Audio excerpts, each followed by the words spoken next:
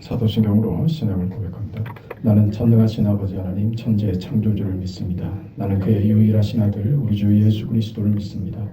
그는 성령으로 잉태되어 동정녀 마리아에게서 나시고 본디오 빌라도에게 고난을 받아 십자가에 못 박혀 죽으시고 장사된 지 사흘 만에 죽은 자 가운데서 다시 살아나셨으며 하늘에 오르시어 전능하신 아버지 하나님 우편에 앉아 계시다가 거기로부터 살아있는 자와 죽은 자를 심판하러 오십니다. 나는 성령을 믿으며 거룩한 공교회와 성도의 교제와 죄를 용서받는 것과 몸의 부활과 영생을 믿습니다. 아멘. 280장 찬송합니다. 280장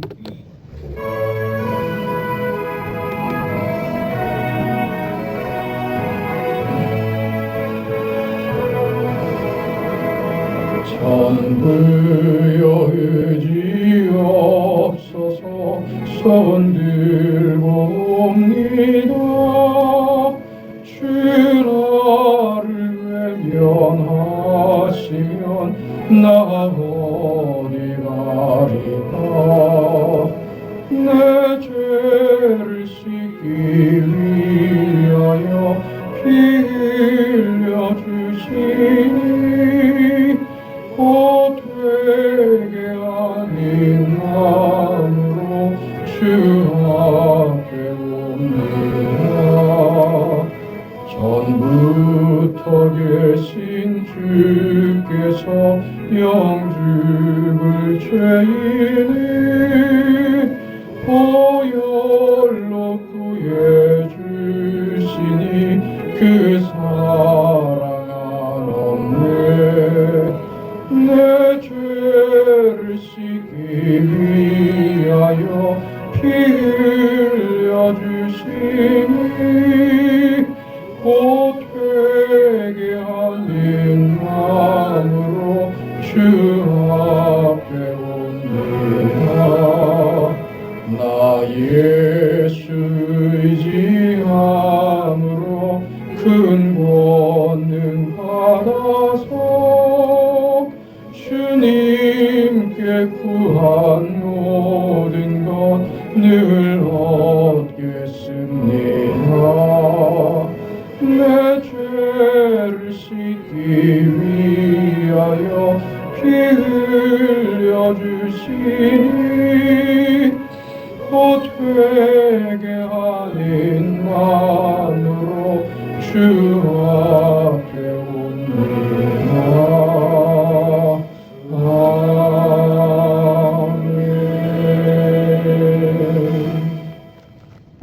하나님의 말씀 누가복음 22장 61절 62절 두 절 말씀 보겠습니다. 하나님의 말씀을 우리 함께 읽습니다. 주께서 돌이켜 베드로를 보시니 베드로가 주의 말씀 곧 오늘 닭 울기 전에 내가 3번 나를 부인하리라 하심이 생각나서 밖에 나가서 심히 통곡하니라. 아멘. 베드로가 예수님을 부인하고 닭이 울자 자신의 행위에 대한 그 고통스러운 반응으로 통곡을 합니다. 이 베드로의 모습에서 우리가 보는 것은 우리 기독교 신앙의 어떤 중요한 일면입니다. 우리 신앙에는 예수께로부터 주어지는 회복이 있습니다. 회복이 있다는 것은 우리 잘못이 그냥 그 잘못으로 실패로 맞춰지는 것이 아니라 잘못에 대한 용서가 있다 하는 겁니다. 오늘 이 점을 좀 살펴보려고 합니다. 그 용서라는 것, 잘못에 대해서 그저 무슨 지우개로 지워지는 건가, 우리 잘못을 몸에 새겨진 무슨 문신을 표백제로 지우는 그런 일이 그 용서인가 하는 겁니다. 우리는 분명히 그 많은 허물들 여전히 부족하고 여전히 실수하고 죄를 짓고 합니다. 여기에 대한 용서를 오늘 성경이 그 이야기를 하는데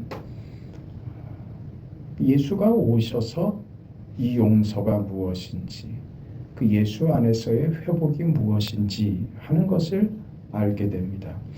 말하자면 유대교식으로 하면 율법주의에는 용서가 없죠.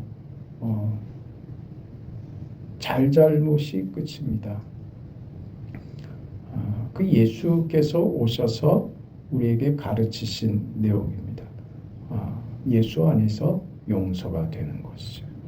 잘못한 것이 그저 그 잘못한 것에 대해서 대가를 치르는 것으로만 용서가 아니라 예수 안에서 그것이 새로운 어떤 결과를 만들어내는 회복이 되더라 하는 겁니다. 그렇다면 우리는 이게 용서가 되고 그 잘못한 것이 없던 일처럼 되는 것이 용서라면, 아니 예수님께서 베드로가 부인할 것을 아셨고 그것을 미리 경고하기도 하셨는데 그렇게 부끄러운 짓을 아예 안 할 수 있도록 막아주시면 더 좋지 않았을까?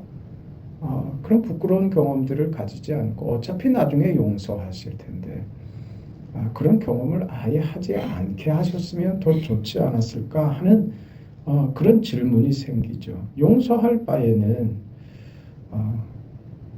우리의 잘못들, 인간의 타락들을 쓰레기통에 다 쓸어 담아버리시고 새로 담아버리면 새로 시작하면 더 쉽지 않는가 하는 질문이 나오는 겁니다. 하나님, 그 인간이 타락하고 죄를 지었으면 그냥 싹 쓸어버리고 새로 시작하는 게 빠르고 쉽지 않습니까? 왜 하나님 편에서 아들을 보내어 십자가에 죽게 하시고 고난과 수치와 멸시와 눈물을 흘리시고 하는 그런 고통스러운 과정이 왜 필요합니까? 굳이 하나님은 다 하실 수 있는 것인데 그게 우리 질문이 되죠.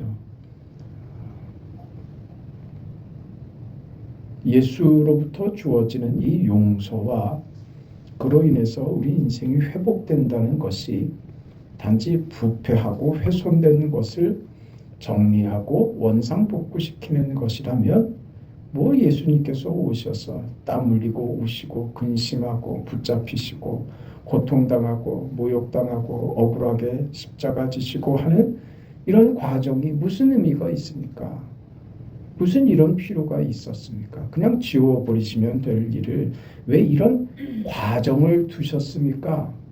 여기에 대한 이해가 있지 않으면 우리는 우리의 잘못에 대해서 하나님이 우리를 용서하시고 우리를 회복시키신다는 것이 무엇인지 말하자면 우리 인생에 대한 이해를 하지 못하게 되는 겁니다. 잘못한 것을 씻어내는 것이 용서고 구원이라면, 그것이 회복이라면 이 내용 중간에 이 과정이 왜 필요한가? 하나님이 타락한 인생의 죄악들을 깨끗이 지워버리고 더러움을 씻어버리는 것에 불과한 것이 용서라면 이렇게 복잡한 과정을 가질 이유가 없는데 이 내용이 가지는 의미는 무엇입니까? 오늘 우리를 잘못하지 못하도록 아예 우리를 통제하고 막아버리셨으면 내가 이렇게 부끄럽지는 않을 텐데 이게 부끄러운 것을, 이 내용을, 이 과정을 왜 생략시키지 않고 그냥 내버려 두십니까? 그리고 이 내용을, 이 부끄러운 인생의 죄악과 실수들을 이걸 용서하기 위하여 왜 하나님은 그렇게 복잡한 과정을 친히 감당하셨습니까? 하는 질문을 하게 되는 겁니다.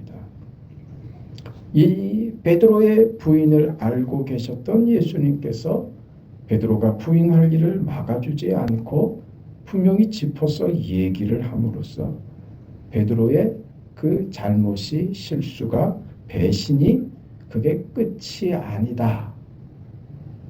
그겁니다.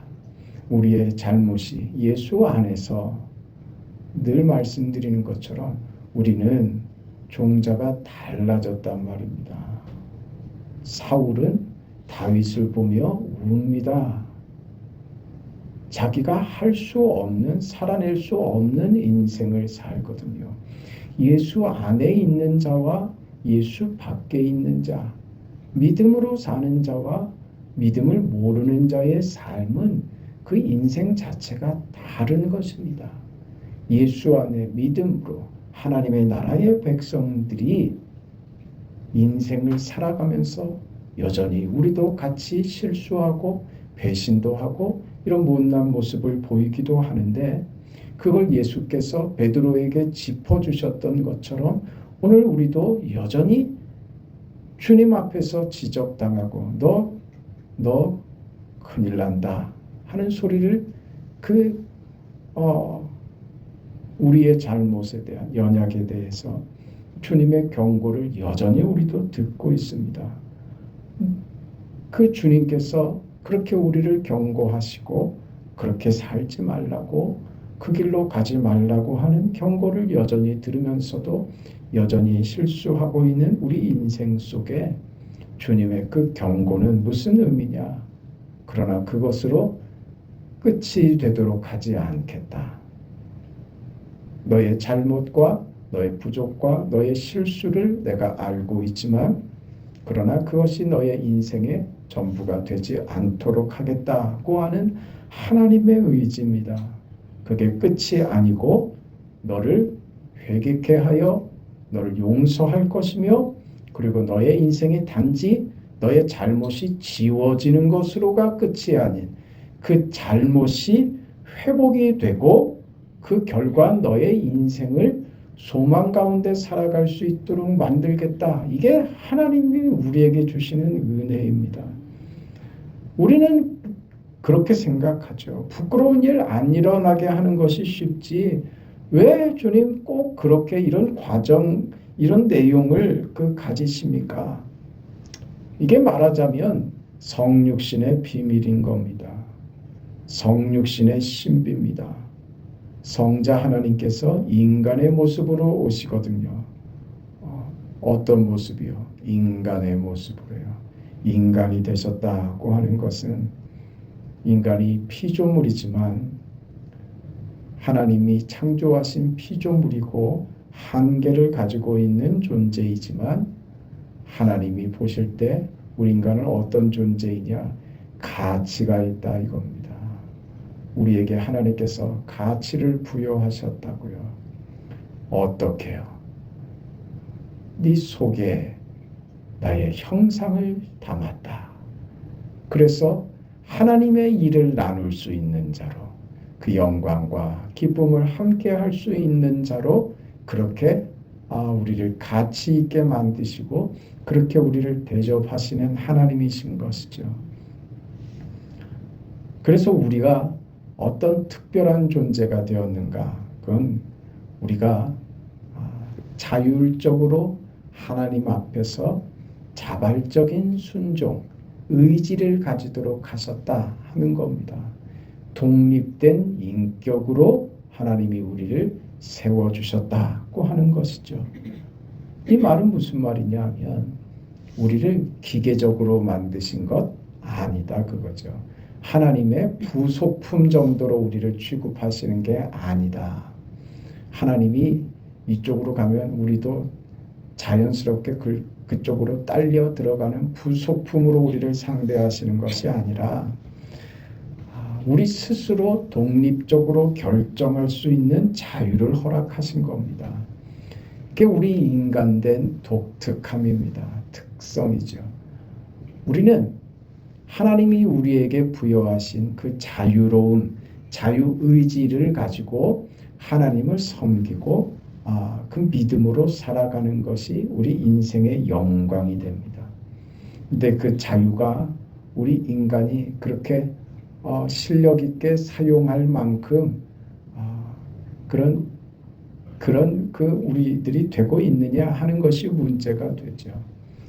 하나님께서 우리에게 그 자유를 무한대로 허락하셨는데 우리는 그 자유를 제대로 쓰지 못합니다. 그 자유를 제대로 쓰지 못해서 그 자유를 어느 자리까지 끌고 갔느냐?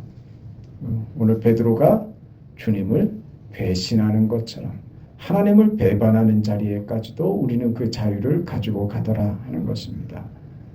그래서 배우는 거죠. 그 자유가 우리의 권리이지만 그 자유는 동시에 우리에게 책임을 요구한다는 것을 알게 됩니다. 모든 자유는 선택할 권리를 가지고 결정할 권리를 가지지만 그 결정에 대해서 자기가 책임져야 된다는 것을 배우죠.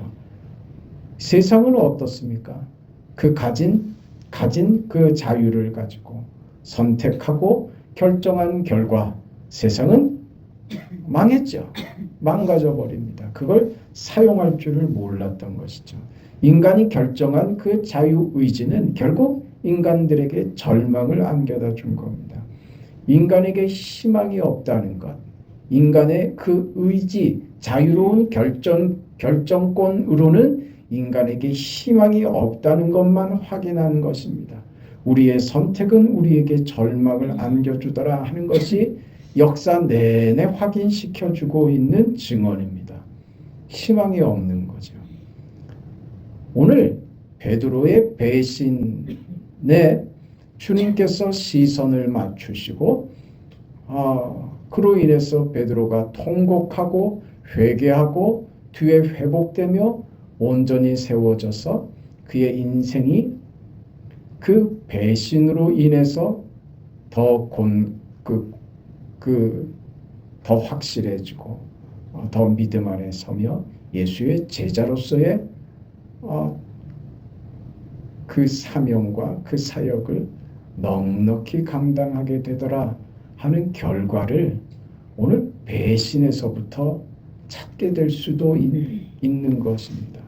그러니 우리의 잘못이 그냥 없애버리는 것으로가 아닌 그 잘못한 것을 뿌리 뽑아버리는 것으로가 아닌 무슨 대가를 치루어서 혹독히 잘못을 반성하고 다시는 그러지 않겠다 하는 것으로 끝나는 것이 아니라 하나님은 어떻게 하시냐? 우리가 책임질 수 없는 결과를 만들어 버렸는데 그 우리의 무책임한 선택과 우리의 자유로운 그 결정이 만든 이 절망의 상황을 말하자면 우리의 자유와 우리의 권리를 하나님이 허락하셨지 않습니까? 그 허락하신 하나님께서 우리가 허락받은 자유와 선택 그 권리를 남용하고 잘못 사용해서 만든 절망의 결과를 하나님이 대신 받아내시더라 하는 겁니다. 그걸 수용하셔서 그 인간의 타락을 하나님이 직접 인간이 되어 오셔서 인간에게 허락된 자유와 선택과 그 권리의 결과를 예수께서 친히 몸으로 짊어지시고 그 결과를 예수께서 친히 받아내신 것이죠. 그래서 죽으십니다. 그러니까 인간에게 허락하신 이 자유로운 선택과 의지의 결과, 저들에게 허락한 인간에게 허락한 이 권리의 결과를 하나님이 직접 담당해 주셔서 그것을 담아내시고 그것을 수용하셔서 어디로 끌고 가시느냐? 부활로 끌고 가시더라 하는 겁니다. 우리의 잘못, 못남, 배신, 하나님이 우리에게 허락하시고 허용해 주신 그 자유로움을 가지고 우리가 만든 그 부끄러움과 수치를 하나님이 그냥 지워주시는 정도가 아니라 그것을 끌고 부활로 데리고 가시더라 하는 겁니다. 그래서 차라리 하지 말았으면 했던 우리의 기억들과 그 수치가 그냥 없어지면 더 좋았을 것이다 라는 것은 우리 생각인데 하나님의 방식은 그렇지 않고 그 수치스럽고 못났던 결정과 그 경험이 오히려 우리를 만드는 도구가 되게 하시더라. 하나님이 일하시는 방법입니다. 그렇게 결과를 만들기 위하여 예수께서 인간이 되신 것이다. 너희에게 허락한 그 자유로운 의지와 선택과 결과, 그것을 내가 존중하고 받아들인다. 너희에게 허락한 내가 너희의 결정을 내가 수용한다. 그리고 그것을 내가 받아내어 너희 결정의 잘못을 내가 부활로 만들 것이다. 그것이 너희 인생이다. 이렇게 설명하는 겁니다. 그래서 과정이 필요했던 것이고, 그래서 우리 인생에도 그 과정을 요구하시는 겁니다. 그 과정이 우리에게 단지 지워져 버리고 잊혀져 버리게 만드는 것이 아닌 그것으로 우리를 우리 되게 만드는 겁니다. 베드로 되게 만드는 과정이 되었던 것이죠. 그 부끄러움이 베드로를 만든 겁니다. 다윗의 범죄가 온전한 더 하나님 앞에 자신을 발견하고 하나님 앞에 바로 서는 다윗으로 그렇게 만드는 것입니다. 우리 믿음은 이런 겁니다. 우리의 잘못이 오히려 주 앞에서 하나님과의 그 관계 속에서 이 일을 하게 하시는 기독교 신앙의 신비이며 이것이 바로 부활신앙입니다. 우리에게 허락한 인생입니다. 무엇이 필요합니까? 베드로와 같이 우리 얼마든지 배신하고 실수하고 실패합니다. 그래서요. 회복해 하시는 하나님을 믿고 우리 잘못에 대해서 통곡할 수 있는 자들이 되어야 한다고요. 이러지 않기를 원합니다. 그렇게 소원하고 그렇게 갈망하고 원하는 인생이 왜 이렇게도 하나님 힘이 듭니까? 믿음으로 살겠다고 기도하고 다짐하고 결심하는데도 왜 이렇게 저는 어렵습니까? 하나님, 그게 우리의 통곡이 되어야 된다 이것이죠. 그래서 점점 자라나고 우리의 통곡이 그저 슬픔으로 고민으로 눈물로 그치지 않고 그만큼 부쩍 자라있고 성장해 있고 그래서 웃을 수 있고 그래서 하나님이 베푸시는 것 때문에 내 마음의 평안함과 주님께 조금 더 나아가는 인생이 되어 있는 내 모습을 발견하게 될 겁니다. 베드로를 만드시는 주님을 보시지 않습니까? 그렇게요. 만들어 가십니다. 우리를 사랑하시고 우리를 귀히 여기시며 우리를 특별한 존재로 구별하신 하나님께서 우리를 좋게 하시는 아버지이신 줄 믿습니다. 그 아버지 앞에 하나님 바르게 살겠습니다. 믿음으로 서겠습니다. 하나님 앞에 부끄럽지 않은 인생으로 믿음으로 서겠습니다. 늘 그렇게 주님 앞에 고백하고 서 있는다면 어느 순간 부쩍 자라있고 내 신앙의 깊은 경지를 경험하게 되실 줄 믿습니다. 그런 인생 되시기를 주의 이름으로 축원합니다. 하나님 은혜와 사랑을 감사합니다. 3월이 되었습니다. 이 3월도 우리에게 새로운 날들 역사가 이루어지고 하나님의 복된 은혜 속에서 강건하게 기쁘게 영광스럽게 감사로 채워지는 나날이 되게 하여 주시옵소서. 우리의 잘못마저도 회복시키어 역사를 이루시는 하나님, 하나님이 우리의 손을 붙잡고 하시는 일이 우리의 모자람과 우리의 연약함 때문에 지워지지 아니하고 하나님의 역사 속에서 우리도 나아지고 복되며 하나님의 긍휼과 은혜 속에서 하나님이 우리를 귀하게 만들어 가시는 거룩한 인생 되었음을 확인하고 주님의 뒤를 믿음으로 따라가기를 고백하고 다짐하는 이 시간이 되게 하여 주시옵소서. 한 주간 사랑하는 성도들의 모든 발걸음을 지켜주시고 행하는 모든 결정과 하는 모든 일들을 축복하옵소서. 예수님 이름으로 기도합니다. 아멘. 하늘에 계신 우리 아버지여, 이름이 거룩히 여김을 받으시오며 나라가 임하시오며 뜻이 하늘에서 이루어진 것 같이 땅에서도 이루어지이다.